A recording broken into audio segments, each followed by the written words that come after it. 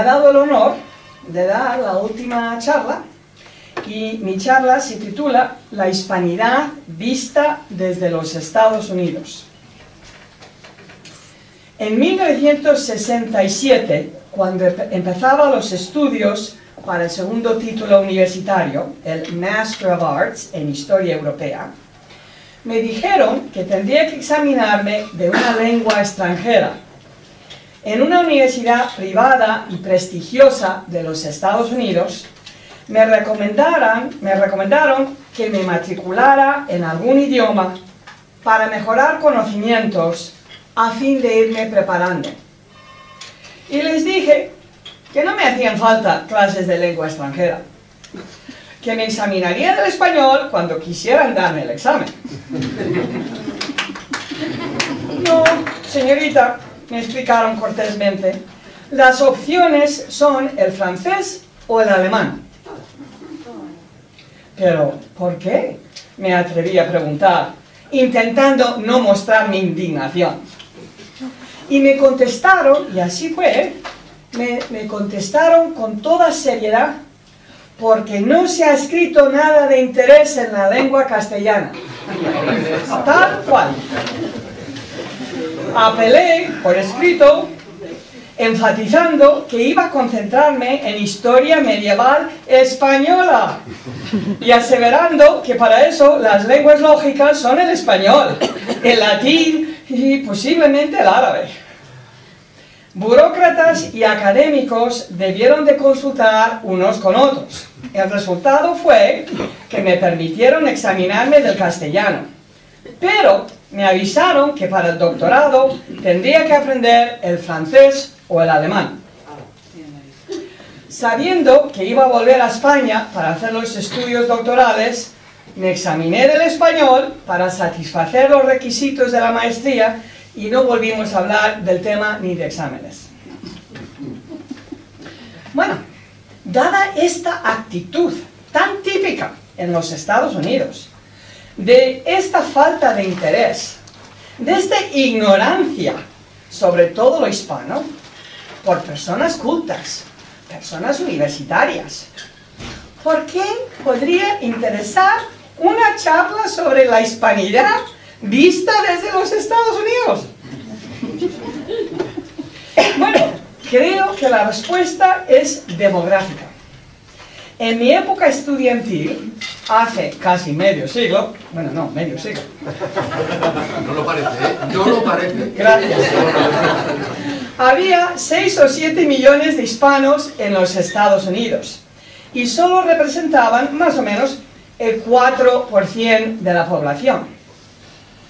En 2016, por el contrario, había más de 21 millones de ciudadanos hispanos y 57 millones de hispanos en total. 57 millones. Es decir, hay más hispanos en Estados Unidos que en España. Esa es la contestación. Ahora los hispanos son el 17% de la población en los Estados Unidos. Y eso ya es una minoría muy respetable. En el estado de Texas, donde vivo, el porcentaje es mucho mayor. Hay más hispanos en el sur, cerca de la frontera con México, que en el norte, donde se encuentra Dallas. Pero el porcentaje en todo el estado de Texas, que es bastante más grande que España, ronda por el 50%. Eso parece increíble. Aún no hay un gran interés por la cultura hispana, pero hay más sensibilidad, hay más respeto por la diversidad étnica y cultural que hace medio siglo.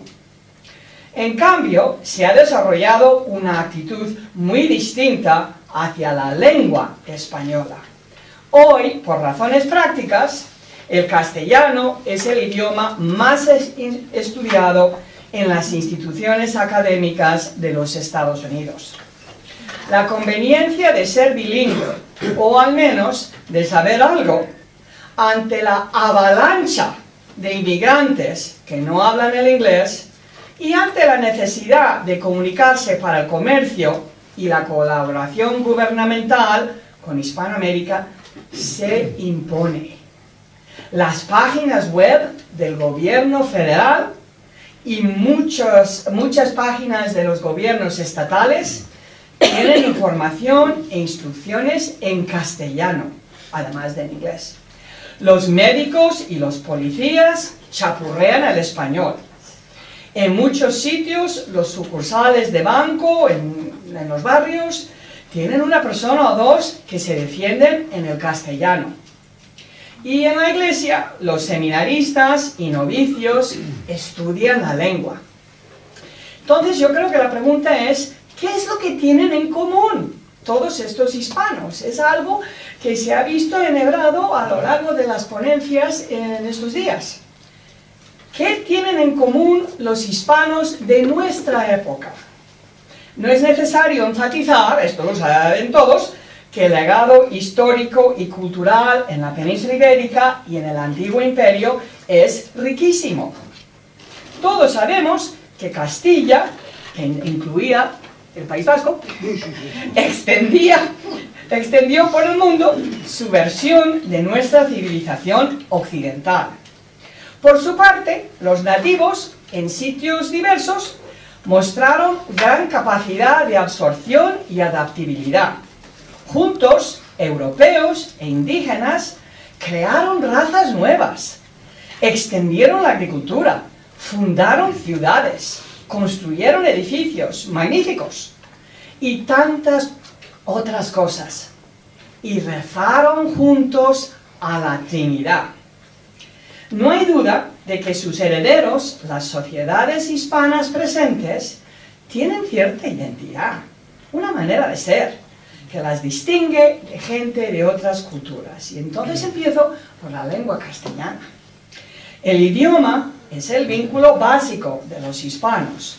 Y alguien creo que nos dijo ayer que 500 millones de personas hablan el castellano.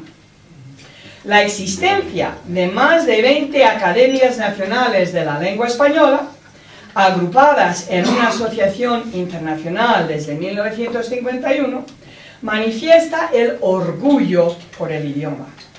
También muestra el respeto por las variantes en la lengua, que contribuyen a su riqueza, así como señala el interés en su desarrollo. Supongo que muchos de ustedes saben que el texto castellano más antiguo conocido, transmitido a lo largo de más de un milenio, es una oración a la Trinidad. Fue escrita por un monje benedictino llamado Munio a fines del siglo X en el monasterio de Suso, que se encuentra en las montañas de La Rioja, cerca del pueblecito de San Millán de la Cogolla. Es importante que las primeras frases conocidas del castellano sean religiosas, en vez de ser comerciales, políticas o administrativas.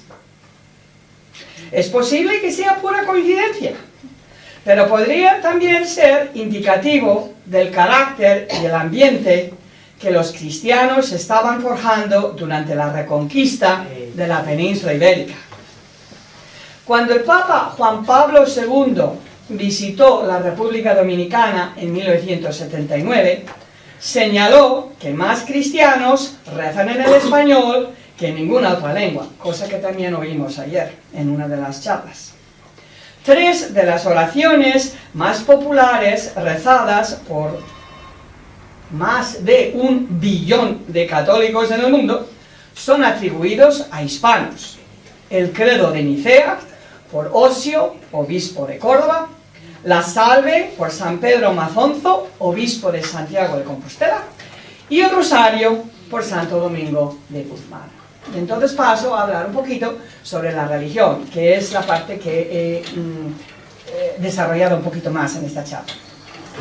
España, Hispanoamérica y las Islas Filipinas, el único país mayormente cristiano en Asia, eran sociedades sacralizadas hasta las primeras décadas del siglo XIX, eso lo saben todos los carlistas. Es decir, eran sociedades en las que la religión impregnaba todos los aspectos de la vida, tanto privada como pública.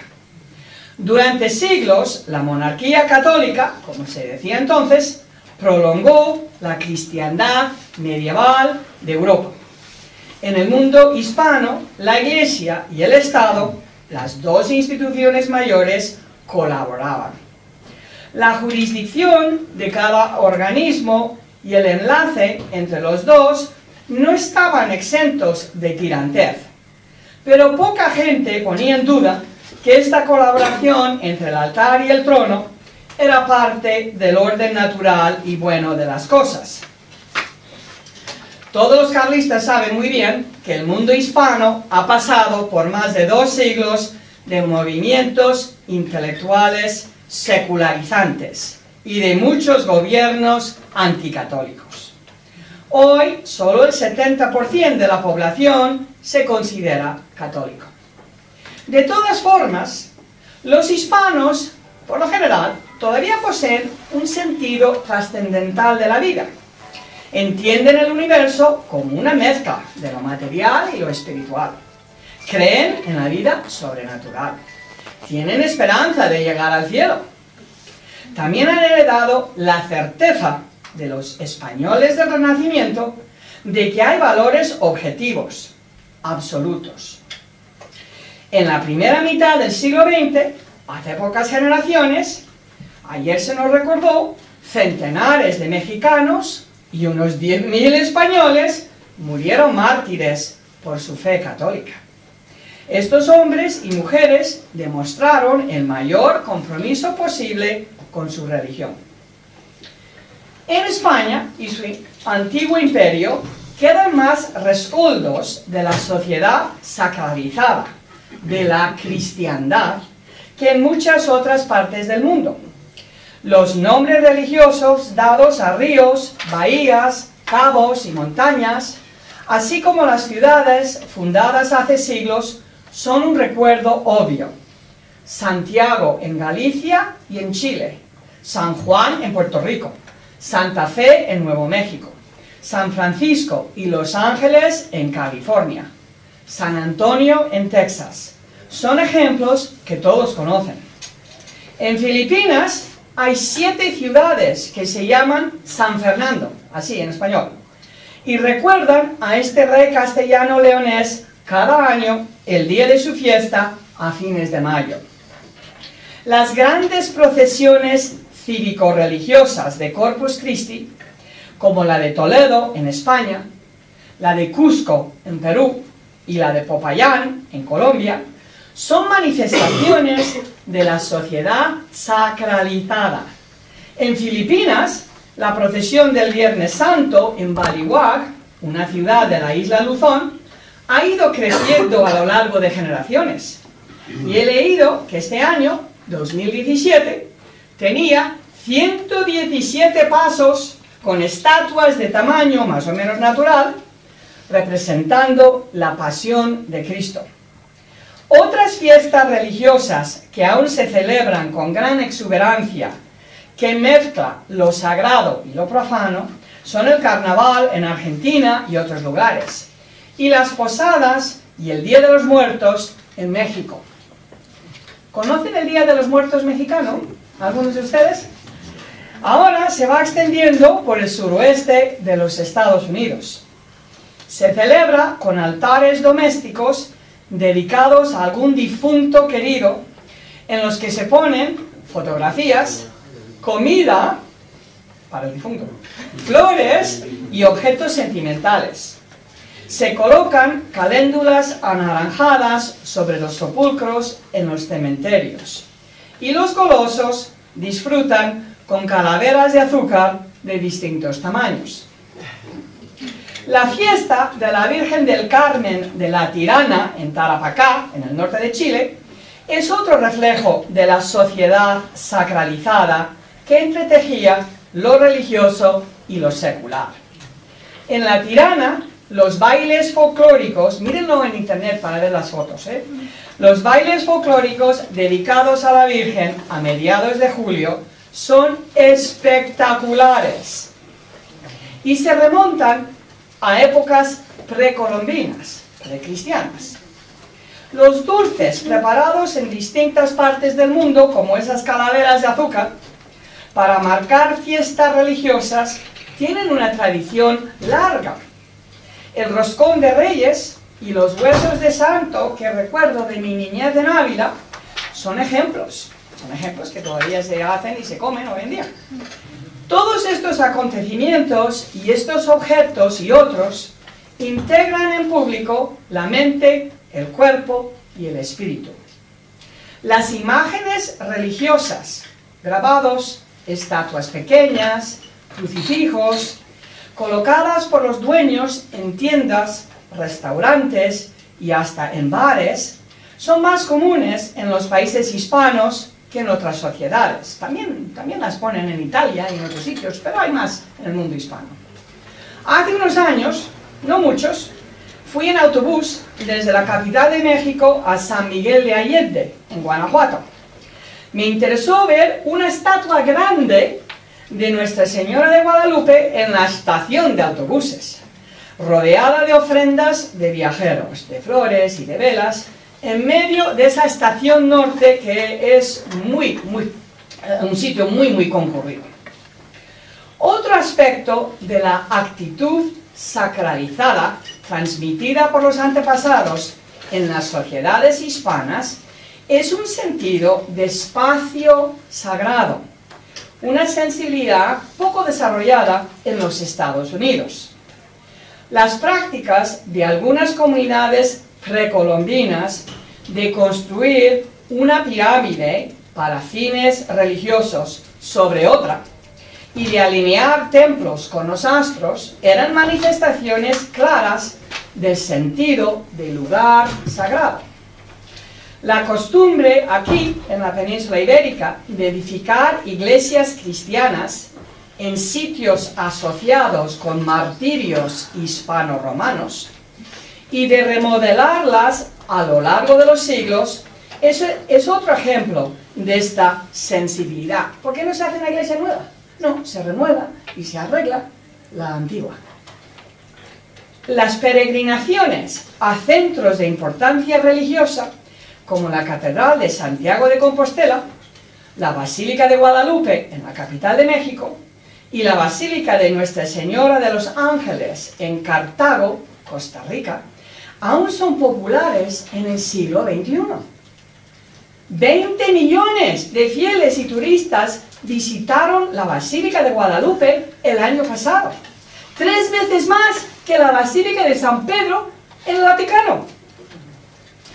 En agosto de 2016, más de la mitad de la población nacional de Costa Rica visitó la Basílica de la Virgen María en Cartago.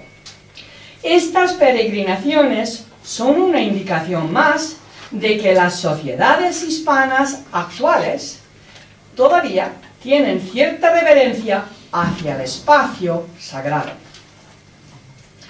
La Iglesia Católica, a mi ver, sigue siendo la institución más importante en los países hispanos, a pesar de leyes y políticas de gobiernos que coartan su libertad de acción, a pesar de la desamortización de propiedad eclesiástica en los siglos XIX y principios del XX, y a pesar del éxito de misioneros protestantes y mormones en generaciones recientes.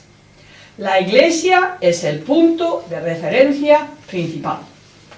Es muy pequeño, a mí me parece, el porcentaje de hispanos que son indiferentes a la Iglesia Católica. Algunos la tienen rencor, y además hay otros que la repudian con vehemencia. Los hombres que destruyeron o saquearon las iglesias en momentos diferentes a lo largo de 2 siglos, y los que asesinaron a mexicanos y españoles piadosos, son ejemplos extremos de este rechazo de la Iglesia. Sin embargo, por otra parte, más de medio billón de personas en los países hispanoparlantes y en Filipinas quieren a la Iglesia y la apoyan.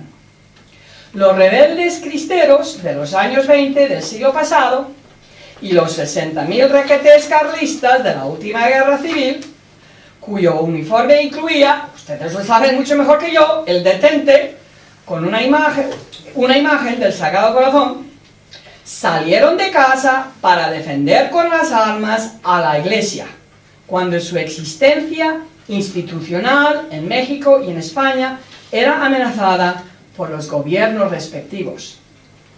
Y no han pasado tantas generaciones. Para concluir este recorrido sobre el sentimiento religioso de los hispanos, la gran devoción a la Virgen María, con advocaciones diversas, es uno de los aspectos más característicos del catolicismo de la hispanidad. La Virgen de Montserrat es conocida en Italia gracias a la historia de la Corona de Aragón en la península italiana en la Edad Media y épocas posteriores. En Perú hay muchas iglesias preciosas dedicadas a la Virgen de la Merced, porque frailes mercedarios españoles, muchos de ellos catalanes, pero de todas partes, introdujeron su culto allí hace siglos. En el sur de los Estados Unidos, la inmigración mexicana reciente ha dado lugar a una proliferación de imágenes de Guadalupe. ¿Dónde está Guadalupe? No está. En lugares públicos. Hay estatuas grandes ahora en casi todas las parroquias. La efigie de la patrona de México aparece reproducida en calendarios, en camisetas, en sombreros, en pegatinas en los coches. Los supermercados venden estatuas pequeñas y velas especiales con la imagen de Guadalupe para uso doméstico. Muchos inmigrantes y sus hijos, sobre todo hombres, llevan medallas de la Virgen, grandes, llamativas.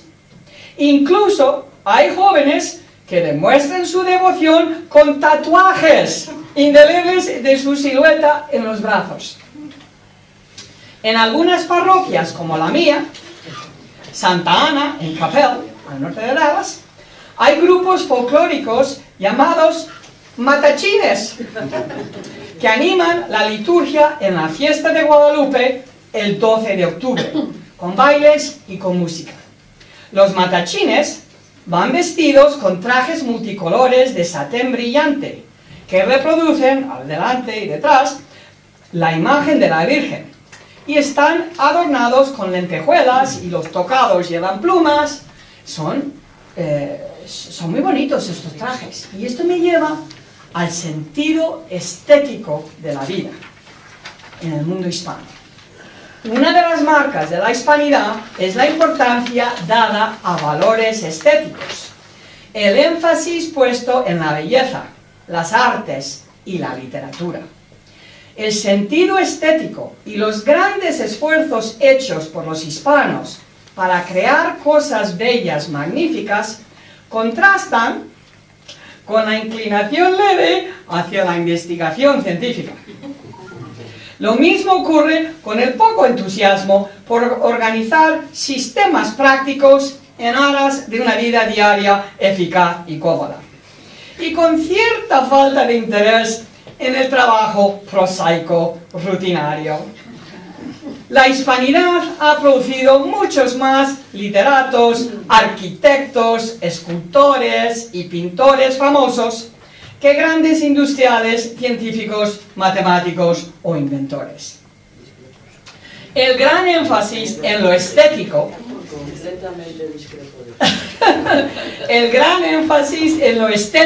en países en los que no es raro que militares, abogados, comerciantes y tecnócratas escriban poesías o sean críticos de arte o cine, insinúa que lo práctico, lo pragmático, tiene un valor relativo.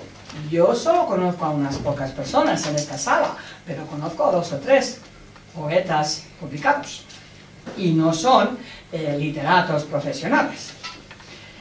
Los monumentos a personas ilustres, las fiestas anuales de cada pueblo y las exposiciones de arte suelen recibir tanta o más atención municipal que el mantenimiento de los autobuses, el servicio de bibliotecas, eso siempre me interesa a mí, o el ritmo del proceso burocrático de los papeles.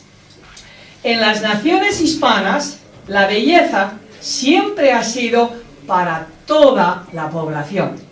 Nunca ha consistido primordialmente de sitios, objetos y funciones para una élite. Por ejemplo, las iglesias con decoración profusa y a veces con liturgia espléndida son para todos los fieles. Las parejas más humildes se casan en lugares suntuosos. La plaza mayor típica de ciudades y muchos pueblos, con una fuente pública elegante, árboles y bancos para sentarse, es un lugar bonito de vida comunal, de convivencia. Y como contraste, una anécdota del norte de Texas. Hace pocos años, hace 3 o 4 años, leí en nuestro periódico Dallas Morning News que el municipio de Plano, una zona de habitantes pudientes en los alrededores de Dallas, había propuesto una fuente magnífica para adorno de un espacio público. Los contribuyentes rechazaron esa fuente. Demasiado dinero para algo que no era práctico, mucho más modesto. Sospecho, no lo sé, pero sospecho que en cualquier país hispano se habría aprobado la propuesta original para la fuente espléndida. De la misma manera, el cine, el toreo y la pintura mural, que claro es más común en Hispanoamérica que en España, son para el pueblo. Los trajes regionales, las artesanías, las celebraciones de carnaval, las procesiones que mencioné antes, a cuya belleza y fastuosidad contribuye el pueblo a través de cofradías, muestran sensibilidades artísticas compartidas por distintos sectores de la población. Lo mismo se puede decir de los balcones y patios decorados con macetas de flores. Las casas modestas pintadas de blanco en el sur de España, de tonos suaves en las islas del Caribe, o de colores más fuertes en México y en Perú, también indican valores estéticos semejantes. A su vez, en muchos países, las artes interpretativas más sofisticadas, teatro, sinfonía, ópera, ballet, son subvencionadas por el gobierno para que las entradas estén al alcance de muchos. Los certámenes de poesía, conocidos como Juegos Florales, son renombrados. Se remontan al Imperio Romano. Fueron comenzados de nuevo en Barcelona y Valencia en la Edad Media. Y se introdujeron en Hispanoamérica en la segunda mitad del siglo XIX, es decir, después de independencia. Hoy, en algunos sitios, son concursos públicos de poesía, música y baile, y sus sesiones se transmiten por televisión, se ven por todo Texas, en televisión. Una de las expresiones culturales más importantes y originales de Hispanoamérica ha sido la literatura de la segunda mitad del siglo XX, sobre todo la novela.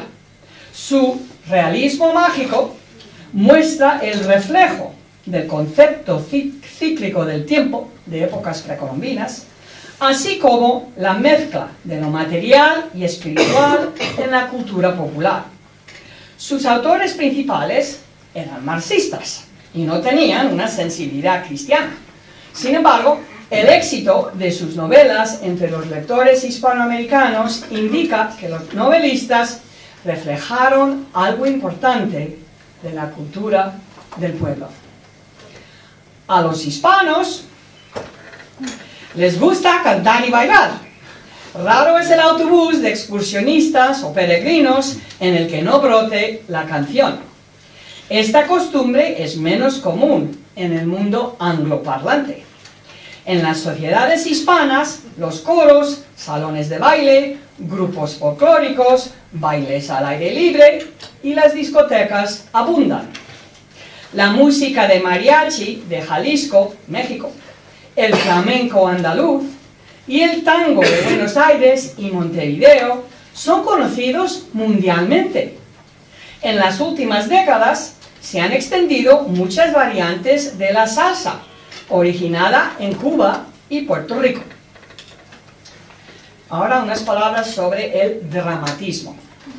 El sentido dramático de la vida está relacionado con los valores estéticos. Es muy pronunciado. Los hispanos se enfrentan a la vida con pasión.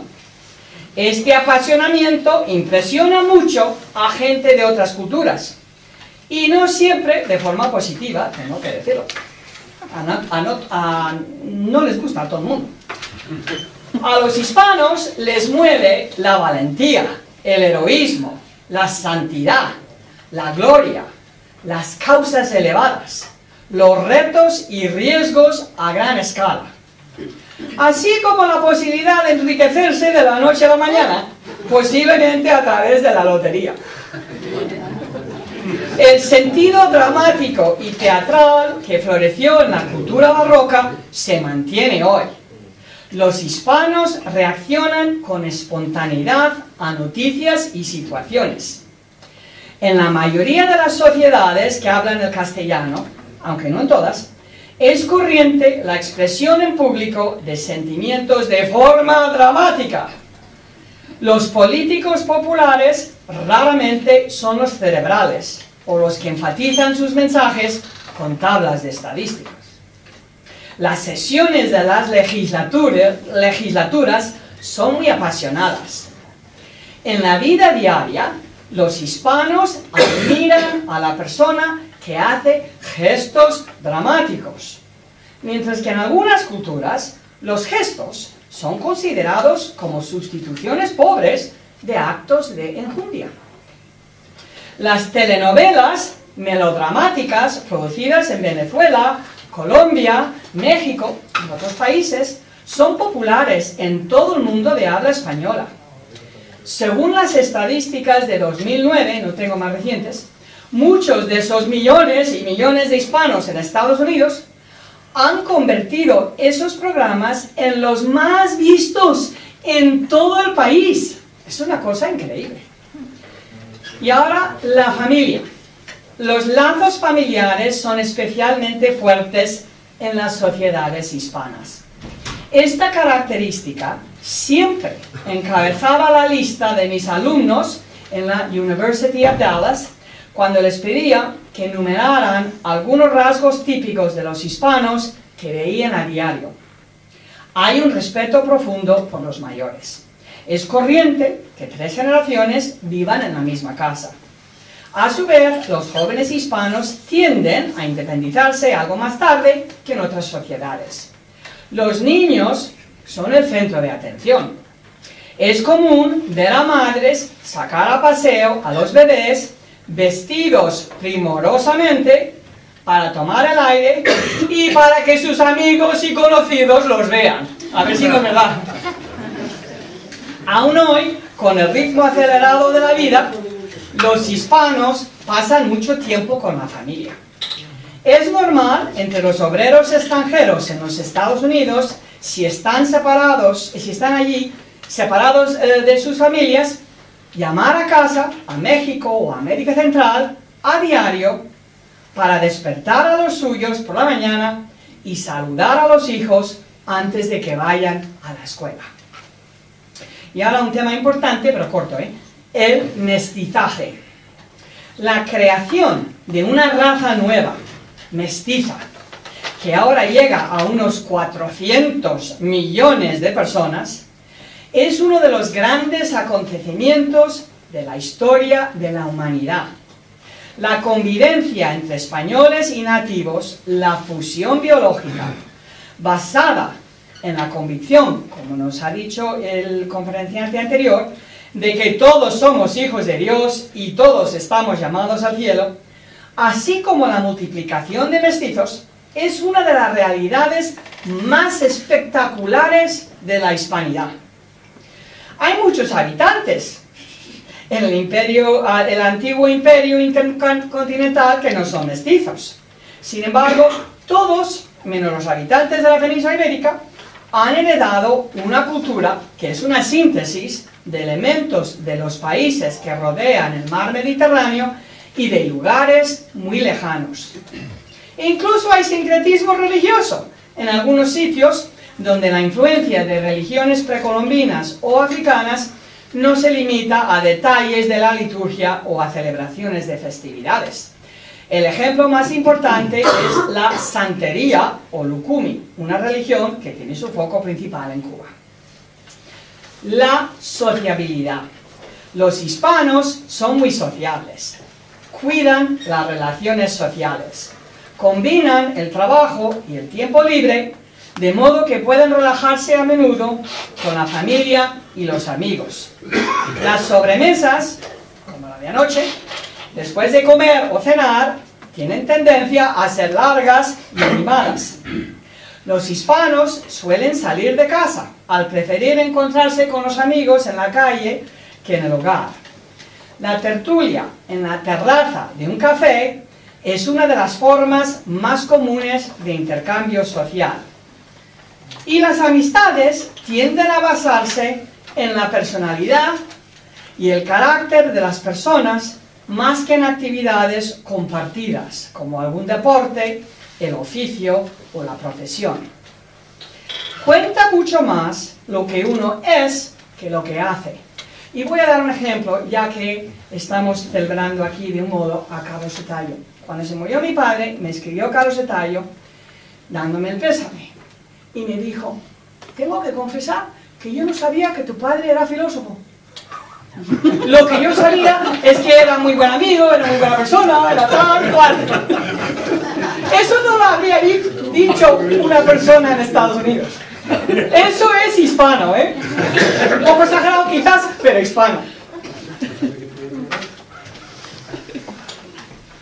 A su vez, como explicaba el famoso catedrático de Derecho Romano, Álvaro Dors, para los negocios, el trabajo y los trámites burocráticos, los hispanos tienden a preferir el contacto personal, a despachar asuntos por correo o teléfono, y si habría escrito ahora, habría dicho correo electrónico también. Este profesor carlista tan querido recordaba que en el castellano existe el verbo personarse, que no existe en inglés. Y ahora ya voy acabando, el realismo ante la muerte. También se hizo alguna referencia a esto ayer. Los hispanos se encaran a la muerte con mucho realismo. Al hablar o escribir, no intentan camuflar la palabra muerte o la palabra difunto, como se hace en la cultura anglosajona. La costumbre de publicar en la prensa y transmitir por televisión fotografías de accidentes graves y de escenas bélicas que incluyen muertos es una manifestación de este realismo. El toreo, la fiesta hispana por excelencia, es una forma espectacular de encararse a la muerte ritualizándola. Los crucifijos gráficos, que gustan poco en otras sociedades, y las procesiones dramáticas de Semana Santa invitan a la meditación sobre la redención de los pecadores y la salvación del hombre. Y unas palabras al final aquí, el futuro de la hispanidad. Y ya hemos tenido varias referencias a la conferencia Apología de la Hispanidad que dio en Argentina el 12 de octubre de 1934 Isidro Gomá, arzobispo de Toledo. Gomá, primado de España, dio esta conferencia en un sitio espectacular, el Teatro Colón de Buenos Aires, y tuvo mucho impacto. Todavía se está imprimiendo esta conferencia. Recordarla aquí puede servir, quizás, para acabar, pues seguro que para acabar mi presentación, pero quizás también para cerrar este simposio sobre hispanidad de la comunión tradicionalista carlista. En 1934, el futuro cardenal español se enfocó en la naturaleza católica de las sociedades hispanas, en los lazos espirituales que las unen. Y naturalmente, siendo que era miembro del clero, animó a hispanoamericanos y a españoles a revitalizar su fe religiosa. Y después, Gomá hizo una llamada a rechazar enérgicamente la leyenda negra antiespañola que manipula la historia. Yo, como historiadora de España, funcionando en Estados Unidos, me he tenido que enfrentar a diario con la leyenda negra antiespañola. Y después Gomá animó a hispanoamericanos y españoles a hacer las cosas que se han ido mencionando aquí estos días. Fortalecer los lazos culturales entre los pueblos hispanos, combatir el secularismo y, una cosa muy práctica, desarrollar el comercio entre unos y otros. Con esto acabo. Les doy las gracias por su atención.